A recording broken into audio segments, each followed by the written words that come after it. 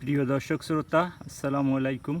আপনারা এই মুহূর্তে আমার সামনে যে খেজুরগুলো দেখছেন, এটা আমার ব্যাগিং করা ছিল, নেট দেওয়া ছিল। এটার ভিতরে খেজুরগুলো আস্তে আস্তে কালার আসতেছে, আলহামদুলিল্লাহ সুন্দর কালার আসতেছে।